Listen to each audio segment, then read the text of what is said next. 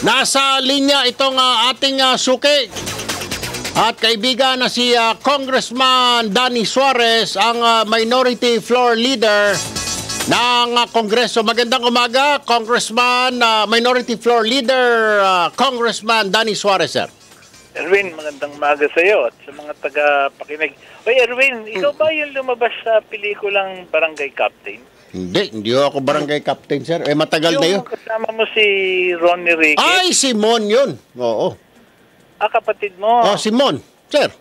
Mas magaling kang umarte kaysa sa kapatid mo. Yan ang gusto ko sa iyo, Yan ang gusto ko sa iyo, Kong, ha? Ay, alam mo naman, sir. Alam mo ba, sir, na kahapon nasa Nueva Ecija ako, abay, dinig na din ng mga taga Nueva Ecija na ikaw'y tatakbong gobernador.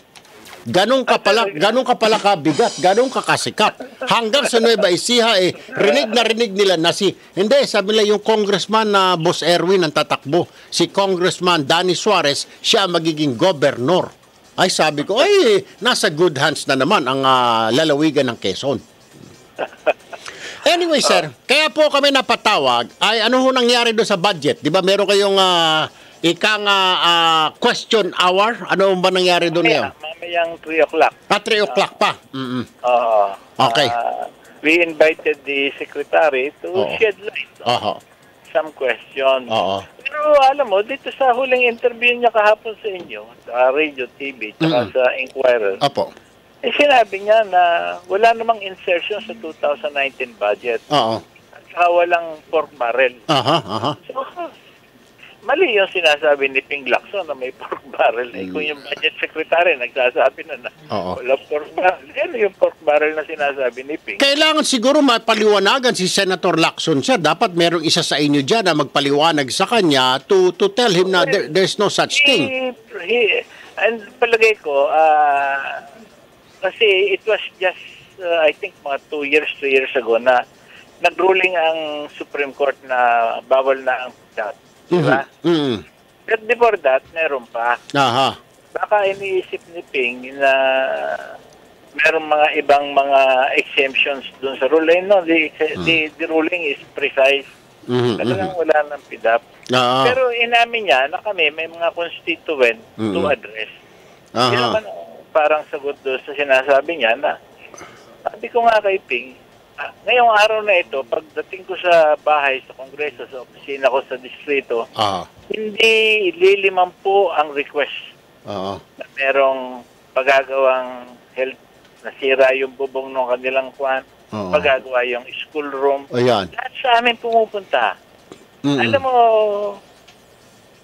hindi pumupunta sa governor. Hindi pumupunta sa mayor, hindi pumupunta sa cabinet secretary, hindi pumupunta sa senador. Sa congressman pumupunta.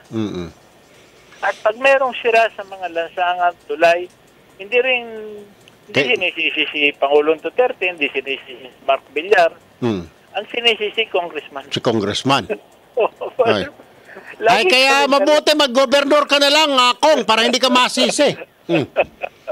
So, yun ang katayuan mamaya. Paliliwanag lang namin sa taong bayan na palagay ko magsalita na baka he was not properly understood nung sinabi niya na kasi sinabi niya nung araw na wala yung 52 billion na pinag-uusapan. Natatandaan mo yung controversial case na nawawalang 52 billion? Yes. Oo. Alam mo, walang tumatanggap na ehensya na sa kanila yung pera. Sir, okay, sir, kanina lumabas sa isang payagan itong expose ni Majority Floor Leader Andaya na meron daw isang maliit na kontraktor na tiga Bulacan, itong City Leoncio o Consolacion T. Leoncio Construction and Trading Company na tiga Santa Maria, Bulacan, ang makikinabang ng napakalaki sa 2019 budget. Ang nakapagtataka, sir, na award na raw sa kanya, hindi pa nga tapos ang budget na pag-uusapan. Mukhang makakakuha siya ng almost 100 billion. Ewan ko kung totoo ito. 30 government projects ang na-corner niya. mukhang tama yung project. Napakalaki. Multi-billion yung project. Kaya nga, pero alam mo ba, nung ni-research ko kanina, Kong, double A lang pala ito. Ang kaya niya lang gawin, 100 or less. Hindi siya pwedeng gumawa ng mga 100 patas. This is almost 100 billion. Diyos ko po, parang mga Hanjin ang kailangan mo rito. Mga China Construction Corporation ang kailangan mo rito. Konsunhe, gano'n. Exactly. Tama. Ito napakalit na contractor, sir. Parang ito na yata ang pumalit kay Janet Napoles. At alam mo ba, may mga project construction siya, sir. Magsusupply siya ng mga gamit sa DOTR, susupply siya ng gamit sa DAR, mayroon siya mga project sa DPWH. Sir, baka pwede na nating umpisahan, paimbestigahan ito. Sino ba itong City Leoncio? Sino ang connect nito? Dahil sabi ni Congressman Andaya, ay napakalakas daw ito sa gobyerno ngayon. Sino po bang nasa likod nito? Dapat po maputulan na ng pakpak ito bago pa matulad doon kay Janet Napoles, sir. Oo, itutuloy namin sa Committee on Public Accountability. Ayan. Sabi pero mayroon pa yung twist sa Erwin. Ang mga project na mabibiyayaan ay may dalawang tatakbong mayor. Aha! Napakalalim pala nito. Diyos ko po naman. Pero at yung mayor ay related sa isang cabinet secretary. Nako! Diyos ko pong Pineapple Bayan. Nako, naloko na. Nagka-leche-leche na. Ay, mamaya, sir, punta ako sa office mo. Magkape tayo. Kailangan magkwento-kwentuhan tayo para malaman ko kung sino yung demonyo na yan. Kailangan parusahan yan. Pero, sir, baka pwede, siguro, sir, umpisahan nyo na, mag-file kayo ng resolution, mapatawag itong City Leoncio Construction and Trading Company, sir. Nagbigay na kami ng notice na kahit na Christmas break, tutuloy namin yung public accountability. Ay, salamat, sir. Kasi mukhang hindi pa nga tapos ang budget, sir. Na-award na sa kanya. Paano kayo nangyari yun, floor leader, sir? Ewan ko. Kahit ako, nagulat ako doon sa sinabi ni majority kanina. Kahapon.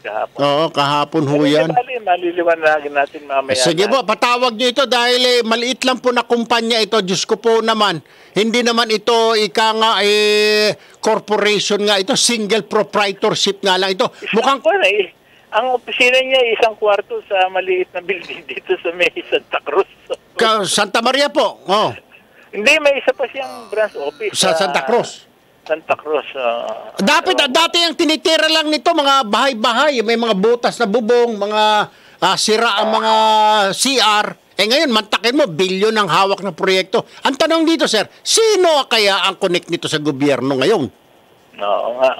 That's a very good question. Sige po, sir. Asahan ko po, sir, mapatawag ito para matuldukan na ito. Akala ko, nung makulong si Janet Napoles, natigil na. Meron pa rin palang mga kagaya nito, itong City Leoncio na ito, sir.